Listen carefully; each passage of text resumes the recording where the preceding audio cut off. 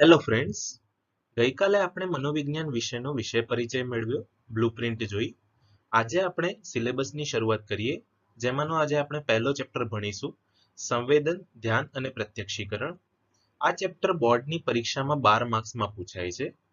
દરેક સેક્શનમાં આનો એક એક પ્રશ્ન જોવા મળશે તમને.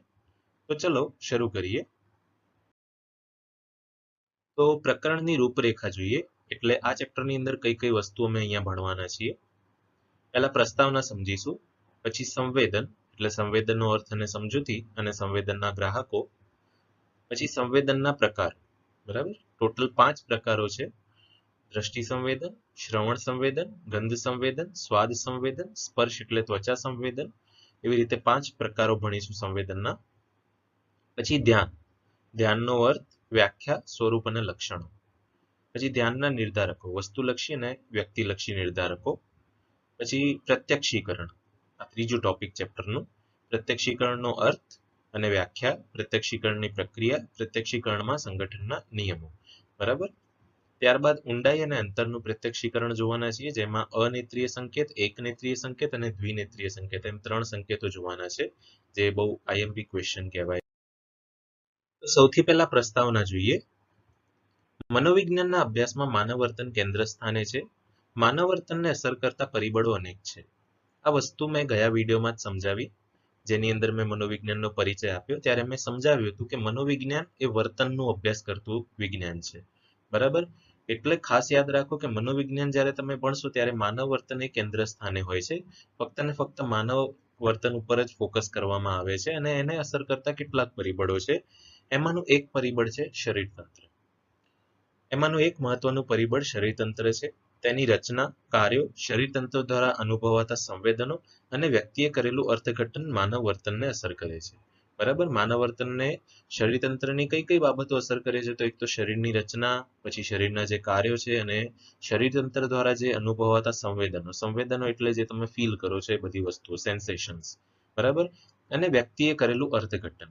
અનુભવ્યા બાદ દરેક વ્યક્તિનું અર્થઘટન જુદું જુદું હોય છે. દાખલા તરીકે કોઈ વ્યક્તિને ઘણી વસ્તુ વધારે ભાવે તો એને સ્વાદિષ્ટ લાગશે, પણ જેને નહીં ભાવે એને સ્વાદિષ્ટ નહીં લાગે, તો એ પોતપોતાનું અર્થઘટન કરે છે વ્યક્તિ. તો એ બધી વસ્તુઓ માનવ વર્તનને અસર કરે છે. માનવી પોતાની આસપાસના જગતના અનુભવોની જાણકારી જ્ઞાનેન્દ્રિયો દ્વારા મેળવે છે. બરાબર. 5 જ્ઞાનેન્દ્રિયો છે જે આની અંદર ભણીશું. તો એ બધી જ્ઞાનેન્દ્રિયો દ્વારા વ્યક્તિ જે જુદા જુદા અનુભવો છે એ મેળવતો હોય છે. બાહ્ય જગતમાં રહેલા વિવિધ ઉદ્દીપકોમાંથી અમુક પસંદગી ઉદ્દીપક પ્રત્યે માનવી પોતાની સમગ્ર એકાગ્રતા કેન્દ્રિત કરે છે. બરાબર. કે જે બાહ્ય જગત છે એમાં કેટલાક ઉદ્દીપકો છે, કેટલાક નહીં, અસંખ્ય ઉદ્દીપકો છે એમ કહી શકાય. ઉદ્દીપક એટલે શું? તો ઉદ્દીપક એટલે બહારનું કોઈ બી પરિબળ. બરાબર. દાખલા તરીકે સ્મેલ, તો સ્મેલ એક ઉદ્દીપક છે. કોઈ પણ વસ્તુની ગંધ હોય એને ઉદ્દીપક કહી શકીએ. કોઈ વસ્તુનો સ્વાદ, બરાબર, તો એ વસ્તુ એનો જે સ્વાદ છે એ ઉદ્દીપક કહેવાય. તો આ બધા ઉદ્દીપકો છે, એમાંથી વ્યક્તિ શું કરે છે? કોઈ પસંદગીયુક્ત ઉદ્દીપક ઉપર જ પોતાનું ફોકસ કરે છે, અને એ વસ્તુને ધ્યાન કહેવાય. બરાબર. પહેલી જે વસ્તુ છે, જ્ઞાનેન્દ્રિયો દ્વારા જે અનુભવોની જાણકારી મેળવે છે એ સંવેદન કહેવાય. બરાબર. અને જે બીજી લાઈન લખી છે, બાહ્ય જગતમાં રહેલા વિવિધ ઉદ્દીપકોમાંથી, એ લાઈન એવું કહેવા માંગે છે કે બહાર કેટલાક ઉદ્દીપકો છે, પણ તમે કોઈ એક ઉદ્દીપક ઉપર પોતાનું ધ્યાન કેન્દ્રિત કરો છો, જેને ધ્યાન કહેવાય છે. બરાબર. જગત વિશેના પોતાના ભૂતકાલીન અનુભવો અને શિક્ષણને આધારે માનવીઓ ઉદ્દીપકોનું અર્થઘટન કરી તે મુજબ વર્તન કરે છે. બરાબર. કે સપોઝ તમે કોઈ વસ્તુ આજે જોઈ અને એ વસ્તુથી તમને બીક લાગી, તો બીજી વખત તમે એ વસ્તુ વિશે સાંભળશો તો તરત જ તમે શું પ્રતિક્રિયા આપશો કે ના, મારે એ વસ્તુ નથી જોવી. કોઈ હોરર મૂવી હોય, તમે જોઈ અને તમે ગભરાઈ ગયા, તો તમે બીજી વાર એ હોરર મૂવી ખાલી એનું નામ સાંભળતા જ તમારી અંદર એક ઉત્તેજન આવશે અને તમે એ મુજબ વર્તન કરશો કે મારે એ મૂવી નથી જોવી. તો એ પ્રત્યક્ષીકરણ કહેવાય. બરાબર. કે એક વખત ભૂતકાળમાં આ વસ્તુનો અનુભવ થયો અને બીજી વખત જ્યારે થઈ રહી છે ત્યારે તમને એ યાદ આવે છે કે ભૂતકાળમાં આ વસ્તુમાં આમ થયું હતું, તો તરત જ તમે જે પ્રતિક્રિયા આપો છો તો એને પ્રત્યક્ષીકરણ કહેવાય છે.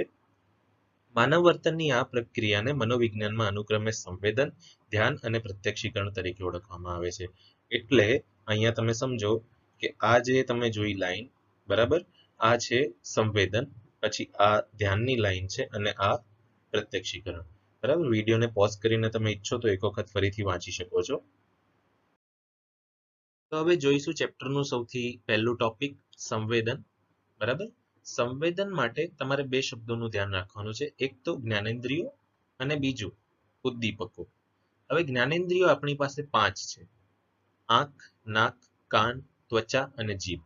આ 5 આપણી જ્ઞાનેન્દ્રિયો છે, જેના દ્વારા આપણે બહારના તમામ પરિબળોને અનુભવીએ છીએ. તો આ પરિબળો જે આપણે અનુભવીએ છીએ એને ઉદ્દીપકો કહેવાય. બરાબર. તો હવે અર્થ અને સમજૂતી જોઈએ. સંવેદન એટલે જ્ઞાનેન્દ્રિયો દ્વારા થતો ઉદ્દીપકનો અનુભવ.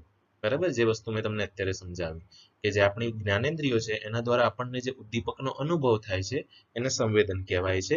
બીજો અર્થ જોઈએ, કોઈ પણ બાહ્ય ઉદ્દીપકની અસર માનવીની જ્ઞાનેન્દ્રિયો પર થાય જેનાથી તેના આંતરવાહી તંતુઓ ઉત્તેજાય અને મગજના ચોક્કસ ભાગને સંદેશો પહોંચે તેને સંવેદન તરીકે ઓળખવામાં આવે છે. આ વસ્તુનું ખાસ ધ્યાન રાખજો કે ઉદ્દીપકો તો છે, માનવીની જ્ઞાનેન્દ્રિયો પર એની અસર તો થાય છે, પણ સાથે સાથે આંતરવાહી તંતુઓ ઉત્તેજાય છે. એટલે આપણી અંદરના જે પણ તંતુઓ છે એને ઉત્તેજન મળે છે અને મગજ સુધી સંદેશો પહોંચે છે આપણા કરોડરજ્જુ દ્વારા. બરાબર. તો એને સંવેદન કહેવાય છે. ત્રીજી વ્યાખ્યા છે, સંવેદન એટલે સભાન અવસ્થામાં સર્જાતું એવું પરિવર્તન કે જે ચેતાતંતુઓની અસાધારણ ઉત્તેજના મગજમાંના સંવેદન વિસ્તાર કેન્દ્રો સુધી પહોંચાડવાથી ઉત્પન્ન થાય છે. ખાસ ધ્યાન રાખો, એક તો અહીંયા સભાન અવસ્થા જે વર્ડ છે એને ખાસ ધ્યાન રાખવાનું છે તમારે કે સંવેદન એ સભાન અવસ્થામાં સર્જાતું પરિવર્તન છે. પરિવર્તન પણ છે એટલે ફેરફાર કે જે ચેતાતંતુઓની અસાધારણ ઉત્તેજના મગજમાંના સંવેદન વિસ્તાર કેન્દ્રો સુધી પહોંચાડવાથી ઉત્પન્ન થાય છે. આપણે આ જે ચેતાતંતુઓ છે, દાખલા તરીકે તમારું હાથ, બરાબર, તમારા હાથ ઉપર કોઈ ગરમ વસ્તુ તમે ટચ કરી, તમારા હાથ ઉપરના જે ચેતાતંતુઓ છે એ મગજ સુધી સંદેશો પહોંચાડશે, જે ઉત્તેજના તમારી અંદર થશે અને એ સંવેદન વિસ્તાર સુધી પહોંચે છે, કેન્દ્રો સુધી. બરાબર. અને પછી તમને ખ્યાલ આવે છે કે આ વસ્તુ ગરમ છે, તો એ સંવેદન લીધે થાય છે. બરાબર. એટલા માટે સંવેદન જરૂરી છે. તો હવે સંવેદનને ધ્યાનથી સમજીએ આકૃતિ દ્વારા. તો અહીંયા તમે આકૃતિ જુઓ. અહીંયા દ્રષ્ટેન્દ્રિય આપી છે. બરાબર. પછી સ્મેલ એટલે ઘ્રાણેન્દ્રિય, જેના દ્વારા તમે સૂંઘી શકો છો. પછી ટેસ્ટ એટલે સ્વાદની વાત કરી છે, સ્વાદેન્દ્રિય. પછી અહીંયા તમને દેખાય છે ટચ એટલે સ્પર્શેન્દ્રિય અને હિયર એટલે શ્રવણેન્દ્રિય. આવી રીતે તમારા જે 5 સેન્સીસ છે, તમારા જે 5 સંવેદકો છે એ અહીંયા આપ્યા છે. બરાબર. અને અહીંયા જે આકૃતિ આપી છે આ આપણું ચેતાતંત્રની સિસ્ટમ છે આખી. બરાબર. મગજ સુધી જે સંદેશા પહોંચે છે આ કરોડરજ્જુ દ્વારા પહોંચે છે. બરાબર. આ આપણું કરોડરજ્જુ કહેવાય. આ કરોડરજ્જુ દ્વારા આપણા મગજ સુધી જે સંદેશા પહોંચે છે એની અહીંયા વાત સમજાવી છે. એટલા માટે જ અમે દરેક વસ્તુને અનુભવી શકીએ છીએ. બરાબર. તો આપણા જે સંવેદનો છે, તો જે ઉદ્દીપકો છે, ઉદ્દીપકોની વિશેષતાને લીધે અમને જુદા જુદા પ્રકારના અનુભવો થાય છે, જેના લીધે સંવેદનને 3 વર્ગોમાં વહેંચવામાં આવ્યા છે. બરાબર. હવે એ કયા 3 વર્ગો છે? તો પહેલું વર્ગ જુઓ, બાહ્ય સંવેદકો. બરાબર. પરીક્ષામાં સંવેદનના પ્રકારો પૂછાય તો 5 પ્રકાર, પણ અનુભવની વિશેષતાને આધારે જે પ્રકારો કે વર્ગો છે એ 3 છે, યાદ રાખજો. બરાબર. તો સૌથી પહેલા બાહ્ય સંવેદકોને જોઈએ. બાહ્ય પર્યાવરણમાં રહેલા વિવિધ ઉદ્દીપકો જેવા કે પ્રકાશ, ધ્વનિ, ગરમી, ઠંડી, સ્પર્શ, દબાણ તેમજ વિવિધ રસાયણોમાં થતા ફેરફારો આપણી વિવિધ જ્ઞાનેન્દ્રિયોને ઉદ્દીપ્ત કરે છે, જેના પરિણામે વિવિધ સંવેદનોનો અનુભવ થાય છે. બરાબર. કે જે બાહ્ય પર્યાવરણમાં જેટલા પણ ઉદ્દીપકો છે એ બાહ્ય સંવેદકોમાં આવશે. ખાસ ધ્યાન રાખો. દાખલા તરીકે પ્રકાશ છે, આપણી આંખ ઉપર પડે તો એ પ્રકાશ એ બાહ્ય સંવેદક કહેવાય. બરાબર. તો એ બાહ્ય સંવેદકો છે. ત્યારબાદ જુઓ શરીર સંવેદકો, જે આપણા શરીરની અંદર અથવા શરીર સાથે જોડાયેલા છે. બાહ્ય વાતાવરણના ઘટકોની જેમ શરીરના વિવિધ આંતરિક અવયવોની રચના વિવિધ સંવેદન માટે જવાબદાર હોય છે, જેમ કે દ્રષ્ટિ સંવેદન માટે સળીશંકુ કોષોની ઉત્તેજના, શ્રવણ સંવેદન માટે સૂક્ષ્મ વાળ કોષો વગેરે. બરાબર. શરીર સંવેદકો એટલે આપણા શરીરના અંગમાં કોઈ ફેરફાર થાય અને અમને જે અનુભવ થાય. દાખલા તરીકે અહીંયા આપણી દ્રષ્ટિ સંવેદન એટલે આંખની વાત કરી છે. આપણી જે આંખ હોય છે એની અંદર સળીશંકુ કોષો હોય છે. એ જેટલા વધારે ઉત્તેજાય એટલો પ્રકાશ ધીમો પડતો જાય, એટલે ઓછો દેખાતો જાય. બરાબર. ને જેટલું એમનું સંકોચન થાય એટલું પ્રકાશ વધારે દેખાય. આપણી જે કીકી છે એ નાની મોટી થતી હોય છે. તો એના આધારે પ્રકાશમાં વધઘટ અમને જોવા મળે છે. તો એ શરીર સંવેદકો છે, જેનો આપણે અનુભવ કરતા હોઈએ છીએ. ત્યારબાદ આંતરિક કોષો. શરીરના આંતરિક અવયવમાં થતા ફેરફારોને કારણે કેટલાક સંવેદનોનો અનુભવ થાય છે, જેમ કે હોજરી ખાલી થવાથી ભૂખ, ગળામાં શોષ પડવાથી તરસ, ફેફસા કે રક્તવાહિનીઓમાં થતા ફેરફારથી ગભરામણ વગેરે. આ એકદમ આંતરિક કોષો છે કે જે બહુ ઊંડાણપૂર્વકનો અનુભવ અમને આપે છે. ગળું સુકાઈ જાય તો તરત જ તરસ લાગે છે. હોજરી ખાલી થવાથી ભૂખ લાગે છે અને આપણા ફેફસા કે રક્તવાહિનીઓ એમાં કોઈ ફેરફાર થાય તો ગભરામણ થાય છે. તમે દોડો છો તો તમારા હૃદયના ધબકારા પણ વધી જાય છે. તો આ બધા આંતરિક કોષો જવાબદાર છે સંવેદન પાછળ. સંવેદનના વર્ગ સમજ્યા પછી આ વસ્તુ પણ સમજવી જરૂરી છે કે જેમ વિવિધ સંવેદનોની અનુભૂતિ અને તેના પ્રત્યેની પ્રતિક્રિયાની બાબતમાં જુદા જુદા પ્રાણીઓમાં તફાવત અને વિશેષતા જોવા મળે છે, તેમ માનવી વચ્ચે પણ સંવેદનની અનુભૂતિની બાબતમાં તફાવત જોવા મળે છે.